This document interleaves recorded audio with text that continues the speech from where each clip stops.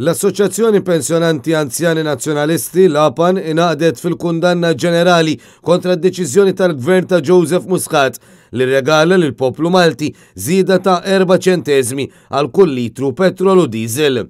Din iż-żieda sostanzjali tmur kontra l-ftehir tal-Gvern li jgħid li l-ekonomija tant sejra tajjeb li l-Gvern qed jitfa' l-flus fil-bwiet tal-poplu.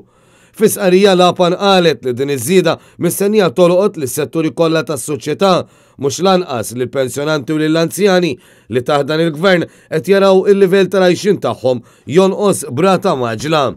L-APAN qalet li l-Gvern qed jargumenta mingħajr sens u bla raġuni meta qed jgħid li din kienet l-ewwel żieda qawwija f'numru ta' snin li pajjiżi Ewropej diġà ollew il-prezzijiet tal-fuel fl-aħħar 3 xhur u li l-prezzijiet lokali l-ġodda jirriflettu l-prezz internazzjonali taż-żejt.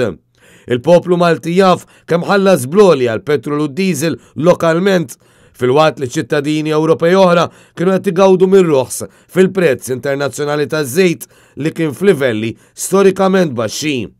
Għalkemm illum l-anzjani u lanqas il-pensjonanti ma huma se jinżlu jipprotestaw u jagħmlu xenati fit-toroq kif kien għamel Muscat fl-2011 mal-General Workers Union. Dawn xorta jafu kif meta jasal il-waqt jistgħu jagħtu risposta tagħhom temmet tajt l-istqarrija.